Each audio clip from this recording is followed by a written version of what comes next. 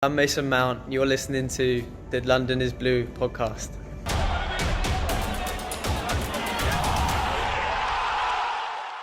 All right, Chelsea fans, welcome back to part two this week. In case you missed it, part one, we talked about the end of transfers as we know it. We had myself, Brandon, Nick, and Dan joining me, and special guest, big ups to our friend Nizaar Kinseall. Used to be day in and day out going to football matches, and fortunately now you're just hanging out with us. How times have changed. I'm used to Zoom chats, don't worry. So this just feels like a normal Sunday afternoon, really, a normal Sunday evening. Yeah, it's the new way of life. I think the good news, though, is, Nick, this isn't the life we want to pursue forever. We definitely want to get back to face-to-face human interaction. Yeah, Naz, you're one of our favorite people to get a beer with in London, and that is high on my mind when things kind of settle down. We have to go share a beer when we get back over there, so let's hold out tight, and we'll do it. Plural with Naz? It's always plural. It's not beer. It's beers with Just Naz. one. Just one. You have to be very specific about these type of things. Accurate, yes. Accuracy is important. All right, well, we talked about it in last episode, but this one we're going to be talking about the Chelsea women's season most likely, possibly, potentially ending. This from Miguel Delaney and then Independent saying, Women's Super League season set to end. The season is on the brink of being curtailed, although a champion will be decided given the FA's commitment to settling leagues, quote, on sporting merit, end quote. So we had a fun conversation with Jean Lachon earlier in the season. We had talked with Olivia about the women's team, Nick. It's no secret that the women's team is the premier team in Chelsea right now. They were going for a treble. They had just signed Sam Kerr, one of the biggest signings in the winter.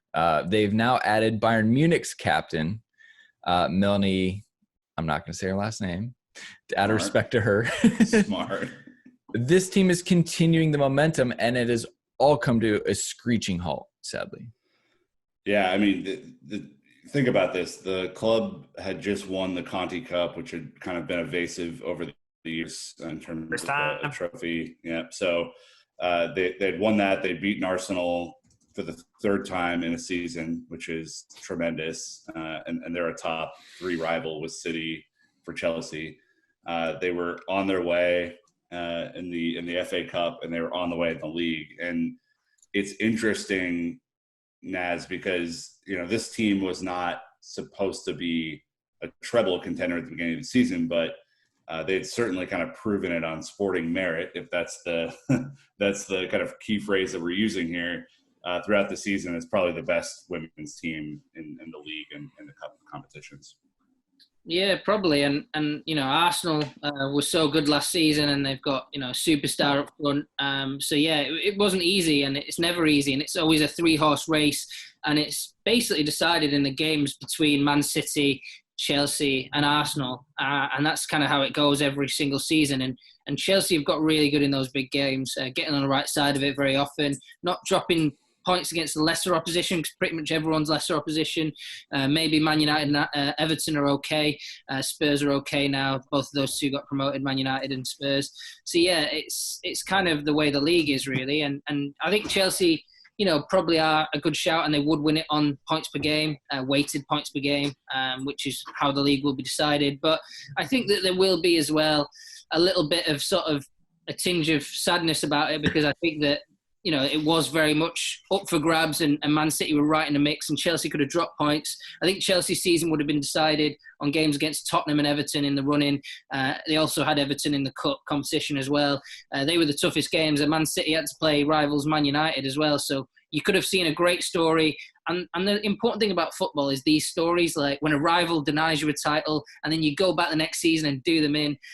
So I think that really what Emma Hayes would have loved would have been to just do it on merit and do it her own way and win the treble and have these fans there. And there's been great attendances at the games as well at Kings Meadow. So, yeah, that's been a massive achievement as well, because you want to turn these big games that they do at Stamford Bridge into people coming to Kings Meadow. And that's the future of the women's game, is getting regular fans into the stadium. So, yeah, I think that it's a bit of a bittersweet. It would be a very, very, very bittersweet way to win a league, and it would kind of be an asterisk on it. But I think that, you'd take it, wouldn't you?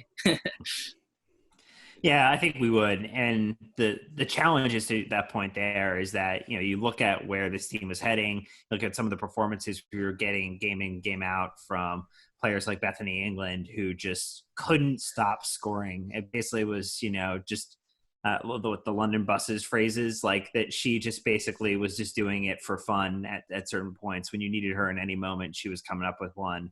And you got to think for, these women players who, don't make as much on a salary perspective as the men's players, just such a huge gap or delta in between what their compensation structure looks like.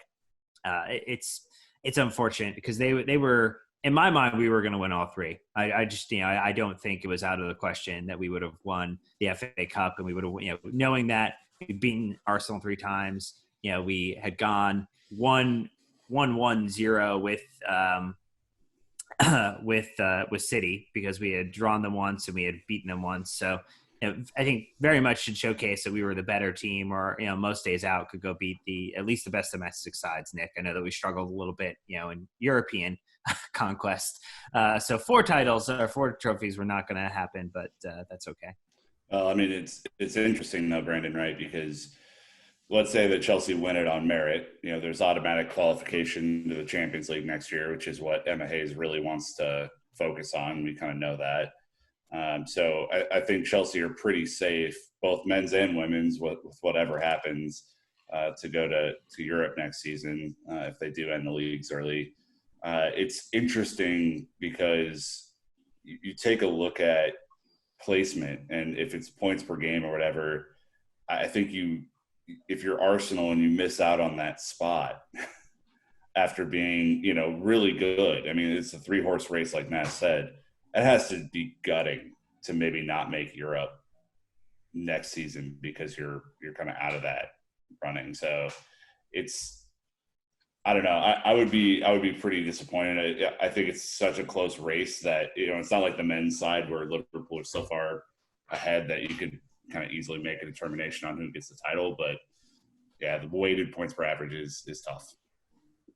I think it's a shame as well because it was such an excited league. I mean, it's just probably a better spectacle than the men's game where Liverpool were in the league, but you've got this league where there's 3 teams competing and they could all win the title. I think Chelsea were favourites, but they could easily have dropped points in that run-in and lost it. So it makes it the best title race probably in English football right now, and we don't get to see the conclusion of it. So it's such a shame, and it was a big spectacle. And but you're right about the Champions League. It's an interesting point because you should almost, these 3 teams deserve to be in the Champions League every season because they're so good and they set the bar so high in women's football. But one drops out and then that team becomes even more dangerous in the title race. So Chelsea probably were able to, put a bit more resource in their cup competition runs than they would otherwise because they'd have to play against Lyon and Wolfsburg and stuff like that.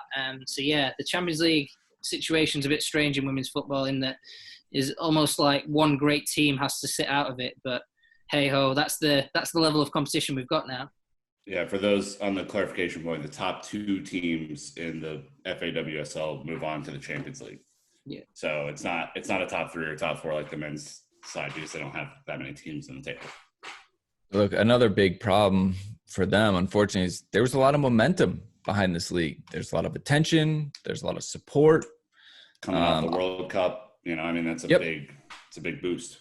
Yeah, absolutely. And so I think that's also a big loss for them. So, just kind of the article outlined that the board meeting was held on Friday. Like everyone is pretty much in agreement that they need to just end the season because the costs of testing and to run these games with no gate admission revenues, it just isn't worth it. We even see that in League One. They're looking at it saying, how much is it going to cost us to put on these matches, but no one's going to be there?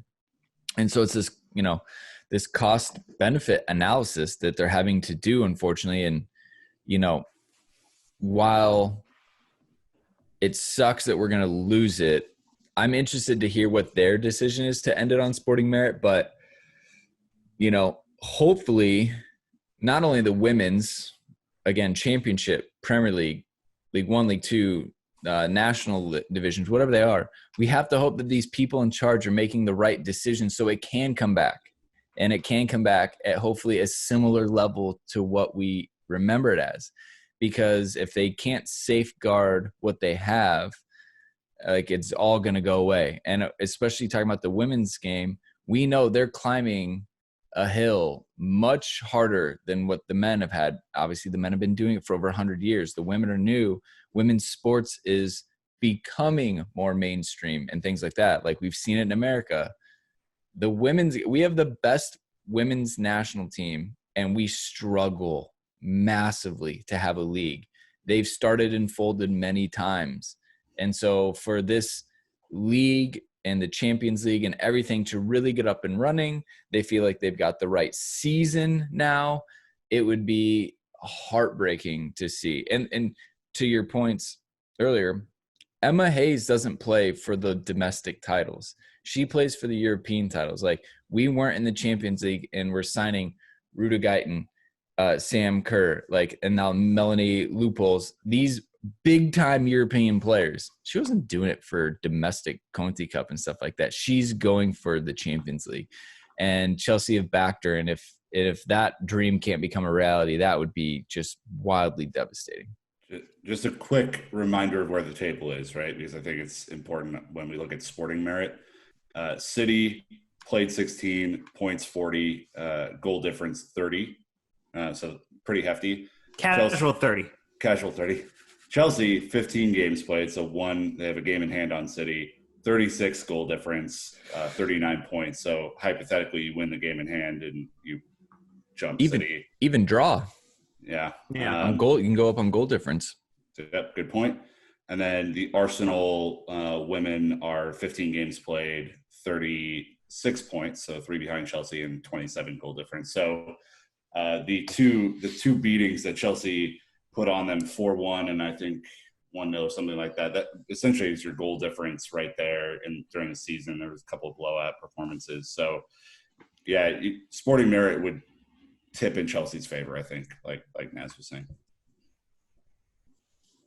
Yeah, I'm just going to jump in and say, the way Emma Hayes is sort of running Chelsea as well is that there's been a few weaknesses at Chelsea in recent seasons, like finishing has been a problem at times, and sort of Sam Kerr comes and fixes that problem, and you've got, new signing from Bayern Munich, loopholes.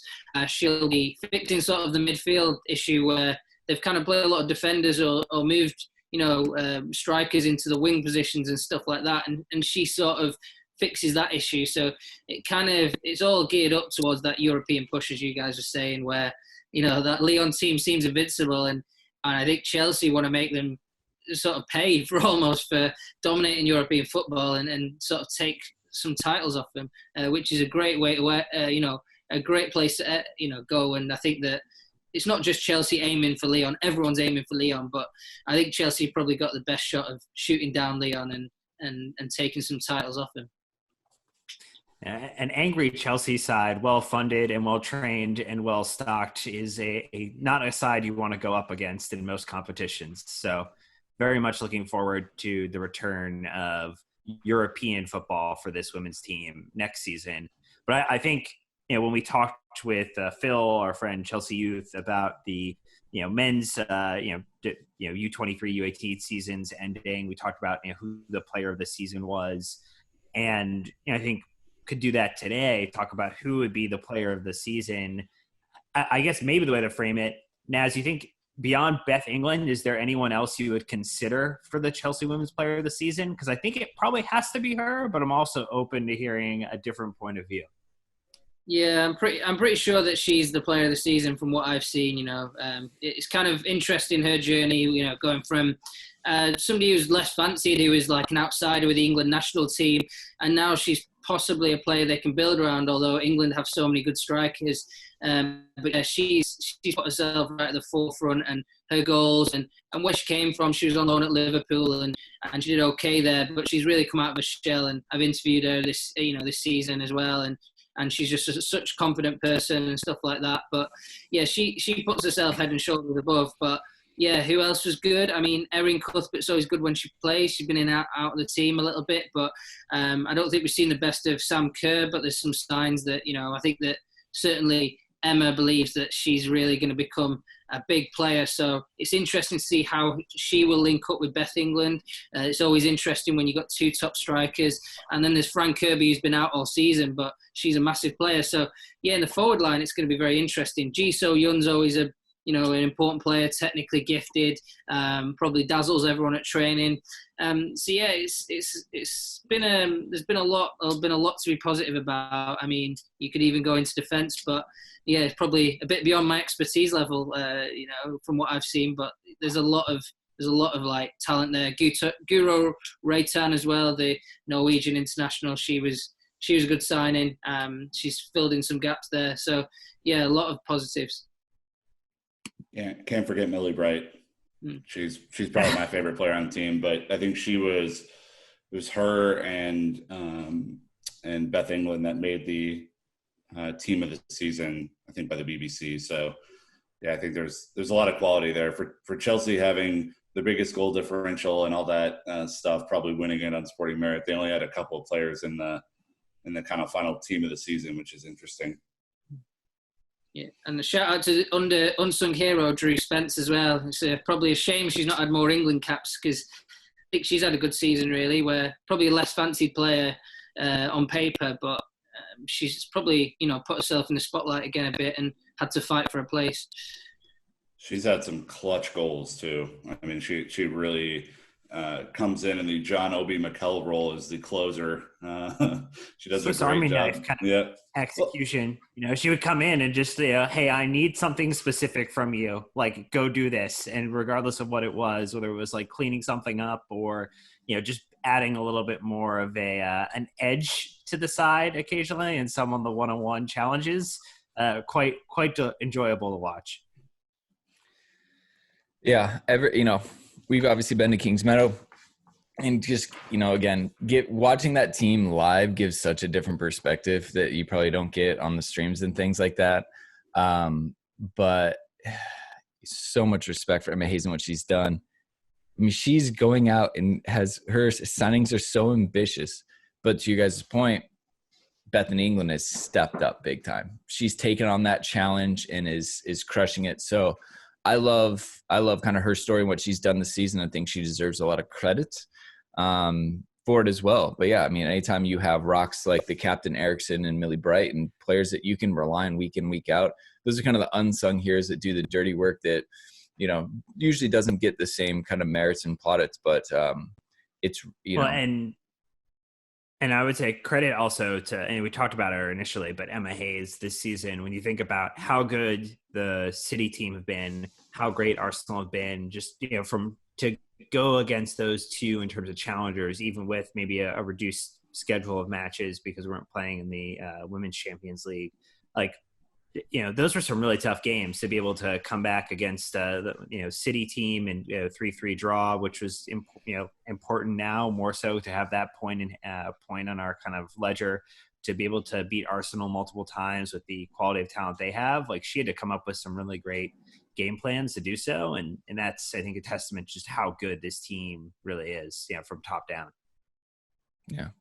All right. Well, more official announcements will coming out soon. I'll be interested to hear what the football merit system of choice will be, since no one can seem to agree on what that should be. But really hoping this doesn't kill the momentum behind the women's game, let alone what Chelsea's doing in the women's game. So, Naz, appreciate you jumping on this one. Part 3 is coming up next. Football back. What can the Premier League learn from the Bundesliga's restart? So obviously we'll take a look back at what the Bundesliga did the weekend and talk about bringing the Premier League back. All right, Chelsea fans, that's a wrap. But until next time, you know what to do. Keep the blue flag flying high.